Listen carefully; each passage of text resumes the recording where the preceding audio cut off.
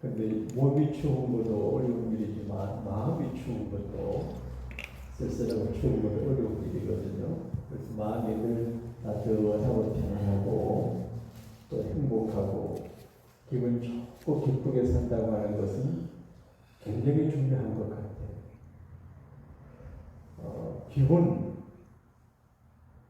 기분이란 말이 한국적인 말인데 기분 좋다 나쁘다 그런 말 있잖아요. 자기 기분을 잘 관리하고 상대방의 기분을 헤아려주고 전체 분위기, 기분을 살려내는 게 참 중요한 것 같아요. 이게 가정에서 화목이지요. 화목하라. 가정이 화목하면 못 이룰 것 없이 다 이룬다. 또 예수님도 소금을 두고 서로 화목하라 그렇게 했거든요. 우리 자체의 기질을 갖고는 화목이 어려워요. 그래서 하나님 은혜 소금을 확 뿌려야 부드러워지고 기질을 꺾여서 화목하게 되지요. 그런데 기쁨이라고 하는 말은 참 중요한데 바울은 빌립보 교회들에게 편지할 때에 끝으로 이렇게 말하는데 파이널리 논문의 결론이에요. 그래서 많은 편지를 글을 쓰고 난데 결론적으로 말하는데 그런 뜻이에요. 오늘 특별 새벽 기도가 내일 새벽에 끝이 나요. 사역까지 하지 않아요. 오래 하면 힘들겠죠. 이렇게 끝으로. 근데 끝이라고 하는 말을 생각하면 분명히 적용이 돼요. 사람의 생명도 끝이 있고 일을 할 수 있는 것도 끝이 있고 또 만남의 관계도 끝이 있고 끝이 있어요. 근데 끝을 의식하고 살면 생각이 달라지고 사람을 대하는 태도가 달라지고 이해하는 게 달라지게 돼요.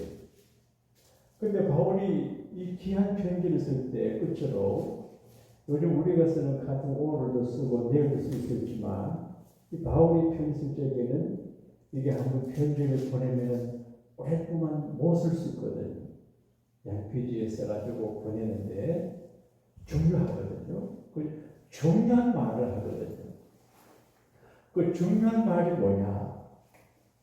독일에서 심리학을 공부하고 박사학위 받은 어른이 글을 쓰는데 정말 의미 있는 글을 적었어요.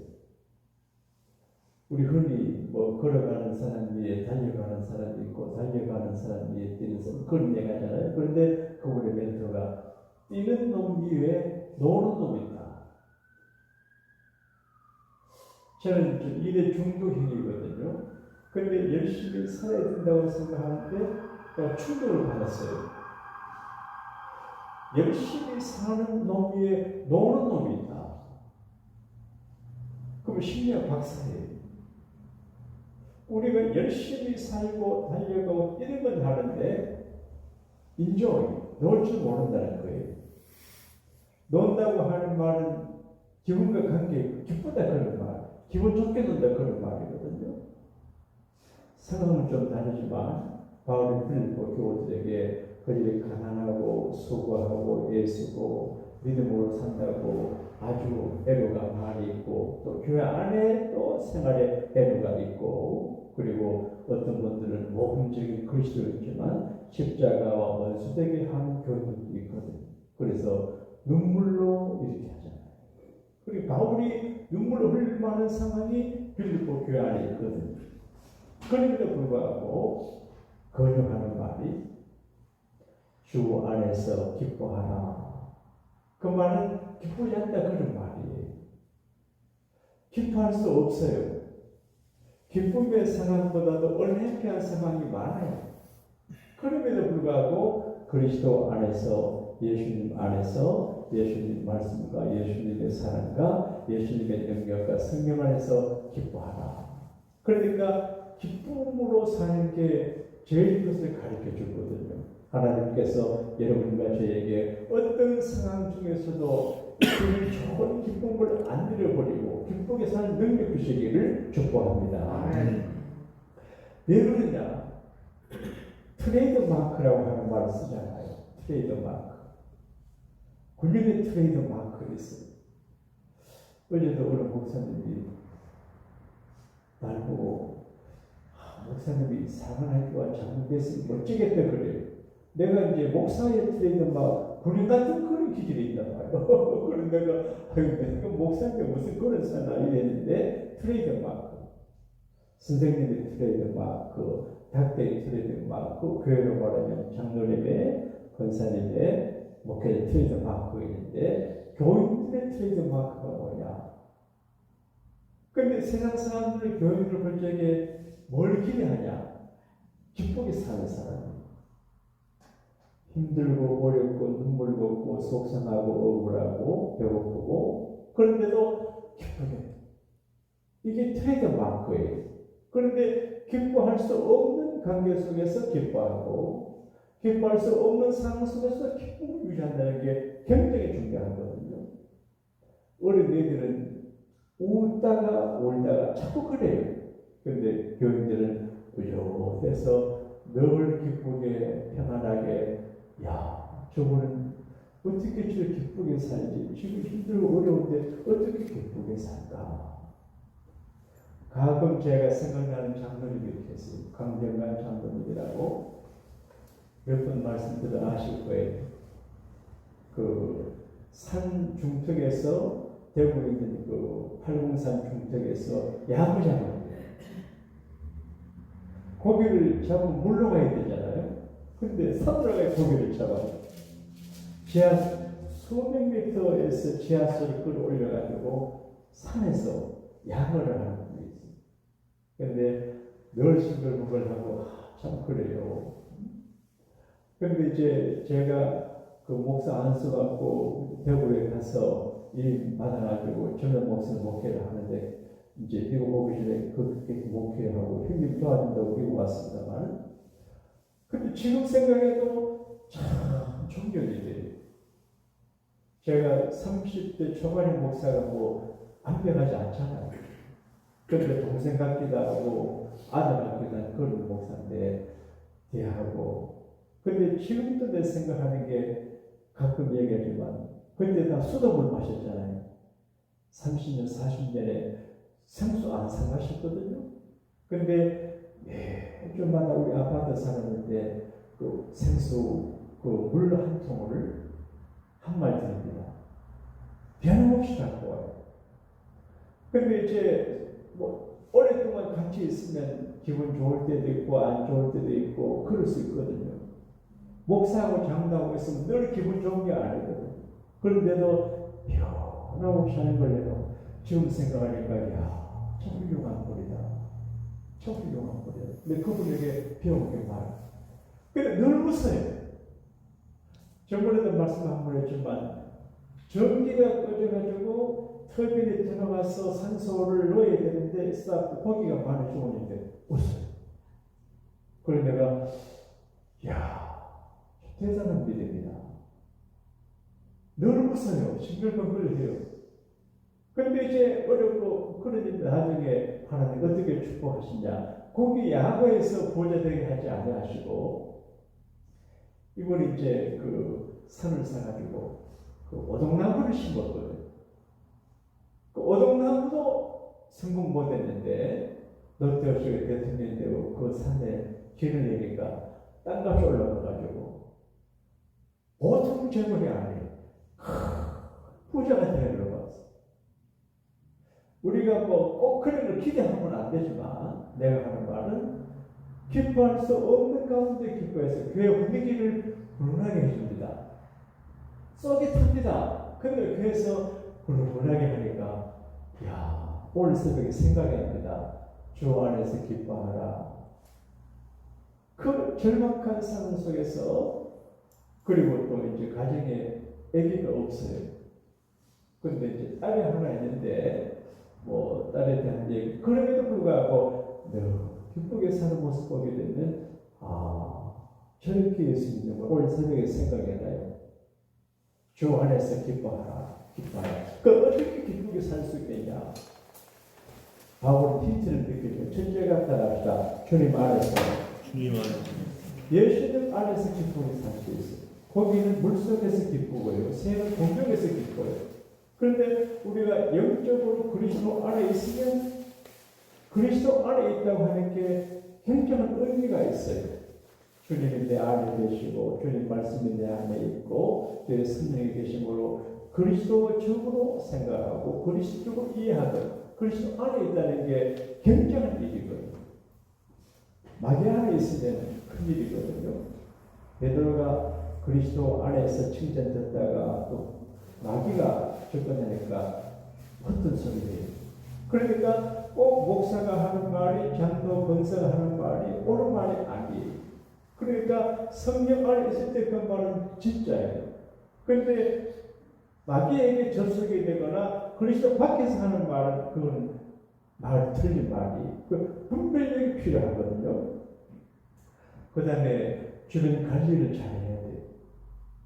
오늘도 제 아내하고 교회 오면서 이 주변 이야기를 하는 걸 제가 나는 뭐 듣기는 들었는데 오늘 성경 말씀 가운데 우리 2절을 같이 읽겠습니다. 시작. 계들을 삼가고 행악한 자를 삼가고 몸을 상하는 자를 삼가라. 어려운 이야기인데 그리스도 즐기지 않고 비성경적이고 좋지 못한 가까이 해서 안 될 사람들은 삼가야지. 삼간다간 워치하고 조심하고 경계하고 택기하는 거거든요. 그래서 에베소 사람들이 어려움을 당하는 건 사람들 때문에 그래요. 그래서 멀리할 사람 멀리하고 적당하게 한번에 이 말이 참 그 의미 있습니다. 불가은 불가원. 그러니까 너무 멀지도 하지 말고 가까이도 하지 말라. 그런 이야기. 그래서 누가 좀 좋다고 너무 가까이 하면 안 돼요. 적당한 거리에 둬야 오래 갈 수 있어요. 그리고 상가 곁에 둬서 안 될 사람은 멀리 해야 되죠. 그 다음에 우리가 무슨 일을 할 적에 그게 믿음으로 봉사, 그 봉사하지 않습니까? 봉사 일을 할 때 봉사를 안 하는 사람은 시험 안 들어요. 그런데 봉사하는 사람들은 시험 들 수가 있어요.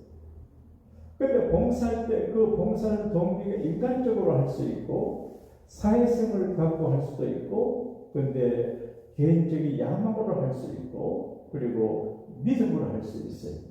믿음으로 하는 걸 오늘 성경은 성령으로 봉사한다. 그렇게 말해요. 따라합시다. 성령으로 봉사하며 성령으로 교회 일을 할 적에 성령으로 봉사해야 됩니다. 어떤 인간적인 계획과 의도한 불순한 동기를 가지고 하면 시험 들고 안 하는 것보다 못하거든요. 그래서 성령으로 믿음으로 해야 된다. 그런 이야기예요.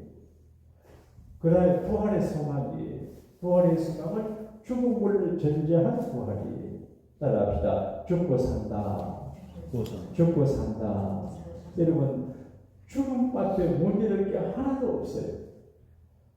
저는 어릴 적에 집안 식구들 중에 천국가는 걸 제가 어릴 적에 할머니가 천국 가시고 난 다음에 직접 경험을 못했어요. 근데 우리 아버지가 천국 가실 적에 아버지도 천국 가시. 그러니까 아버지 내가 사랑하는 아버지마저 천국 가시는데 그 다음 일은 그게 스스로 마음에 컨트롤이 돼요. 아버지도 천국 가는데. 그러니까 죽음을 전제한 부활이 극단적인 말인데 내가 죽음을 생각하면 죽음의 빛 안에서는 문제될 게 하나도 없어요. 그리고 우리는 상대적으로 사람을 대할 적에 아이고 저분이 뭐 젊다고 오래 사는 건 아니지만 돌아가실 분이라 생각하면 생각이 달라집니다. 이해하게 되고 용서하게 되고 사랑하게 되고 그래요. 저 개인적으로 제 아내하고 둘이 요즘 살지 않아요. 가끔 아이들 다녀가지만 둘이 사는데 저들은 잘 몰랐어요. 혹시라도 물론 내가 먼저 죽겠지만 혹시라도 내 아내가 먼저 가고 나면 얼마나 마음이 아플까. 그래서 내가 잔소리도 가만히 있고 받아주면 먹고 안 해주면 사 먹고 그럽니다. 네? 그러니까 죽을 사람이기 때문에 싸울 일이 없고 이해 못할 게 없거든요. 아버지도 가시고 어머니도 가시는데 다 가거든요. 너도 가고 나도 가고 갈 사람들이 그 다툰 게 없거든요. 그래서 그 갈 사람들이 모여 살기 때문에 내가 스스로 기쁘게 살고 그도 기쁘게 살고 관계를 조화시켜 나갈 수 있고 동안에 큰 소망이 그 다음에 자기 신분이 천국 시민권이 그러니까 미국 시민권 이때 시민권 할 적에 우리 미국 시민권 바울이 말할 적에 로마 시민권을 전제하거든요.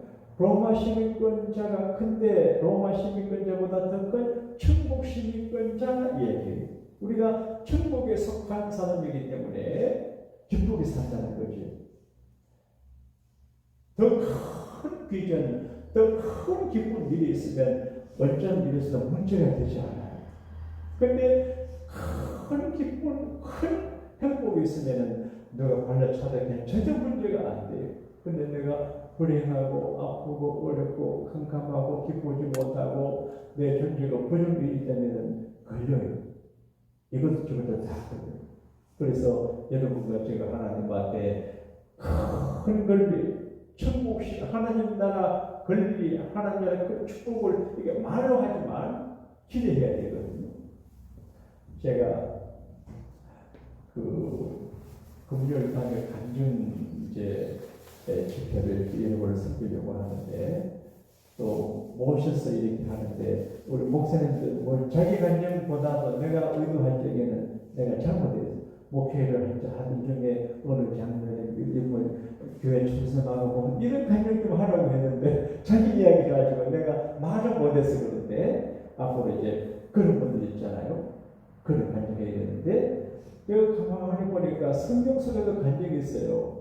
전부 간증 이제 아담 하와 간증의 성경, 노아의 간증, 다 간증으로 되어 있거든요. 근데 유튜브를 보니까 정말 기가막힌 간증들이 많아요. 어느 목사님이 천국 갔다 온 간증을 제가 이분도 설교 천국과 지옥이기 때문에 싸지 하는데 거의 그런 말, 자기 천국에 가봤는데 큰 집에 사는 분들이 몇 사람 되는데 네 사람이 D.L. 무디, 요한 웨슬레, 성 프랜시스 그리고 한국분 최건동 목사님이 사는 집 천국에서 크대요. 이건 먼저 그분이 주관적인 경험이기 때문에 우리가 성경이라고 말은 못하지만 그러나 참고를 할 수 있어. 그래서 어떤 사람의 큰 집에 사나 전도만 전도 많이 한 사람을 하나님이 크게 본다는 천국에서 그 다음에 교회를 건축한 사람, 교회를 세운 사람 하나님이 기뻐하는 사람이 이제 크게 한두번 전도해서 많은 영혼을 기억하지 않게 하고 천국 가게 만들고 그 다음에 하나님의 교회를 건축하고 잘 세우는 사람 말이에요. 우리 집이 중요하잖아요. 그런데 하나님의 집이 중요한데 보이는 예배당을 건축하는 것도 굉장히 중요하고 그 다음에 보이지 않는 내적인 그 교회로 내적으로 든든하게 단단하게 교회를 잘 세워나가는 게 굉장히 중요하거든요. 제 중국 목사님과 한번 마이키즈라고 해서 고아사역에 포커스를 가져서 고아를 도와요. 이것도 귀한 일이 하나님의 제기는 고아사역도 고아사역이지만 하나님의 교회를 크든 적든 간에 이게 저기 교회를 세우는 게 제기는 기쁨의 비전이에요. 그래서 교회를 잘 세우고 일어나게 하는 것은 축복인데 교회를 무너지게 하고 교회를 어렵게 하는 것은 하나님을 굉장히 어렵게 하거든요. 가끔 신문지성에 보게 되면 교회를 어렵게 하고 이런 거 보게 하나님이 철석팔석하거든요. 그리고 그런 일에 주동하는 사람은 절대로 축복을 받지 못해요. 하나님의 교회는 하나님의 것이기 때문에 누구도 장난쳐도 안 돼요. 누구도 사치하지 못해요. 교회를 건드리고 교회를 무너지게 하고 교회를 피해주고 하나님이 정말 싫어요. 저 뒤에 아파트를 사신 분이 계세요. 장면이 계세요. 근데 내가 그분에게 이 얘기를 하고 싶은 생각이 갑자기 들어요. 그 뒤에 우리도 뒷문 다닐 적에 교회가 조금 좋았는데 근로 자니까. 근데 전에 어느 분이 여기 살았는데 교회 지도자예요. 그런데 애기들이 많이 그러는데 자기가 교회 나도 아는 사람이고 교회를 도울 사람인데 교인들이 다닌다고 뒤에 다닌다고 그렇게 아주 각을 세우고 그렇게 이상하게 많기 그렇게 그렇게 도전을 했어요. 그런데 이제 그런 일 입에 담기 어려운데 큰 아픔을 당하더라. 그래서 하나님의 교회를 건드리고 어렵게 하는 것은 축복이 되지 않고 성도들이 편안하게 교회 생활하게 해야지 자기 이익이나 이런 것 때문에 하는 건 장난치면 하나님이 손을 떼는 걸 제가 생각해서 말해줄 생각이 들어요. 그래서 뒤에 아파트 문 열어라 이렇게 하고 싶은 생각이 들었는데 지혜롭게 어떻게 할까 기도주게 됐어요. 그러니까 하나님의 교회를 잘 세워야 하나님 축복하는 것을 가르쳐주고 있어요. 그러니까 우리가 결론적으로 내가 내 기쁨을 믿음으로 잘 관리하는 게 굉장히 중요해요. 내 기쁨이 무너지면 화를 내잖아요. 내가 기분 좋아야 다른 사람 기분 좋게 하지. 내가 막 불행하죠 이러면요 큰일이요. 하얗 덩어리. 그래서 어떤 경우에서도 누가 어떤 쌍소리를 하고 억울한 일을 당해도 웃으며 이제 다른 사람들이 보내볼 수 있도록 좀 따라합시다. 기분 좋습니다. 기분 좋습니다. 괜찮아요.